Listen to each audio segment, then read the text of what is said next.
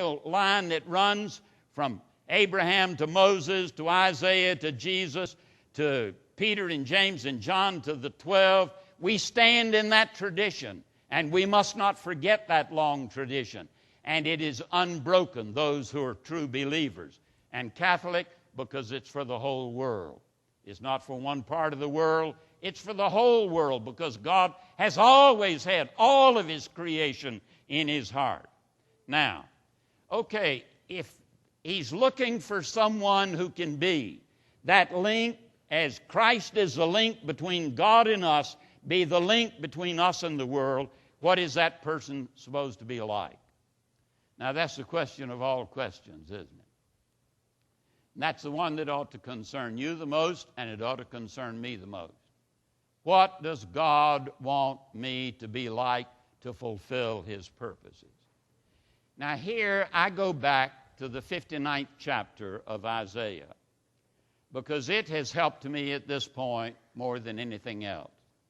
And that's the passage that we dealt with yesterday that starts out, His arm is not shortened that He cannot save, and His ear is not heavy that He cannot hear.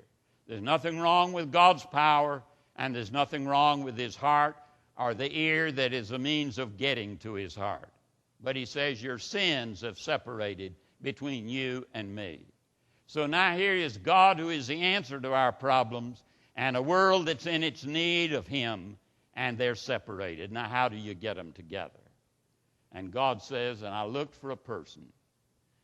Now in most of the translations, the word which is used is intercessor. In the NIV, which is so common today, the word is one to intervene. I chased this down in the Hebrew and found it very interesting, because the word which is used in the Hebrew is the participle of a causative form of a verb which means simply to meet, to encounter. Now you'll notice what the problem is. God in the answer to our needs, the world in its problem and its need for the answer. Now He says, I'm looking for one who can make a meeting. Meeting between God in His grace and mercy and redemptive power in a world in its sin. Now, the verb there, the Hebrew verb, is a verb pagah, which simply means to encounter or to meet. But it's in a causative form, and this is a participle, and so it is one who causes to meet. Now, I don't know about you, but I have a simple mind, and I need simple figures to understand and grab. And an intercessor is one who causes, God in His adequacy, to meet humble souls, lost souls in their need. Now, what kind of person is that? We get a clue to what that kind of person that is by when He couldn't find one, what He uses as a substitute. And what He uses as a substitute in verse 17. It's verse 16 where He says, I looked for one to intercede, to intervene, and I could not find one. And I was astounded that I could not find one. Then He says, my own arm brought salvation. Now, when I read that the first time, I said, for sure, because the arm of the Lord is an expression for His power.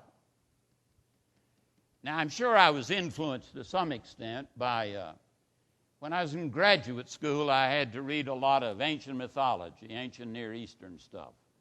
The literature of the world around Israel, the literature of the world around the early church, the polytheistic literature of the Mediterranean basin and of the Middle East and all over that ancient world. And I remember very carefully in one of the books I had to read with all these myths in it, a picture of Zeus or Jupiter. Now you will remember that Jupiter was the chief of the gods. The Jew part is an abbreviated form of Deus or Zeus, and the Pater means father. He's the father of all the gods. He begot them all. And He's standing on Mount Olympus, which is the mountain of the gods. And as He's standing on Mount Olympus, He's got His frown on His face, and He's got His right fist raised, and in his fist is a lightning bolt. And there's no question what the scene is. Here stands Zeus looking down over his world. And if he sees something down there he doesn't like, zap, he'll straighten it out with the power of that lightning bolt. So when I read that passage in verse 16 that says, I looked for one to intercede, one to cause to meet. And he said, when I could not find one, he said, mine own arm brought salvation. I thought, yeah, that's the power of God. That's the one that can strike. That's the one that poured fire on Sodom and Gomorrah and so forth, and can strike his lightning down at any point.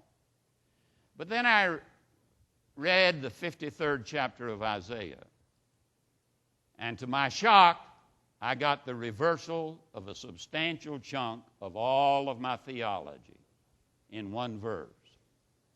You know, I'm glad I didn't die too young. In fact, I'm glad I didn't die when I was 70. I was too ignorant to die.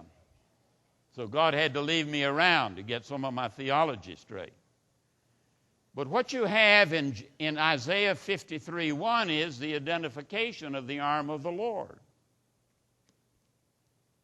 Let me read for you. This is the arm of the Lord.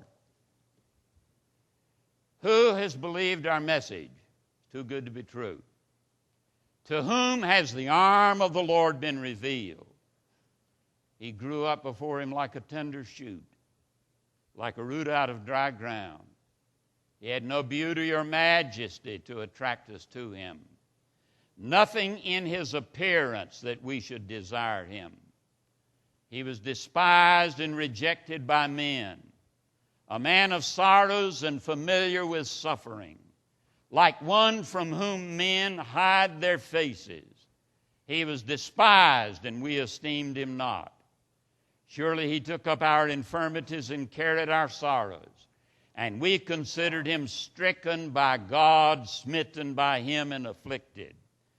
He was pierced for our transgressions. He was crushed for our iniquities. The punishment that brought us peace was upon him, and by his wounds we are healed. We all, like sheep, have gone astray. Each of us has turned to his own way, and Yahweh has laid on him the iniquity of us all. He was oppressed and afflicted, yet he did not open his mouth. Now, do you catch the absolute 180-degree contrast with Jupiter, with Zeus? Zeus is standing on the mountain, imposing his judgment on the people. But the arm of the Lord is on a cross, letting his people impose their judgment on him. Now, I wish I knew how to do justice to that. Because if you miss it, you will have missed the gospel. The arm of the Lord is the one who permitted us to impose our bitter, brutal will on him. All the rest of the gods of the world want to impose their will on us. Now, when I read that, I can never get through it without thinking of that night after Gethsemane, when Jesus was with his disciples and that host of Roman soldiers, cavalry, with their swords and spears and staves, came with the lanterns looking for the light of the world. And Jesus said to him, "Whom do you seek?" And they said, "We seek Jesus of Nazareth." And he said, "I'm he." And John tells us that they stepped back and fell to the ground. Because you see, there was no he in the Greek. He just said, "I am." And that's the name of the God of the Old Testament.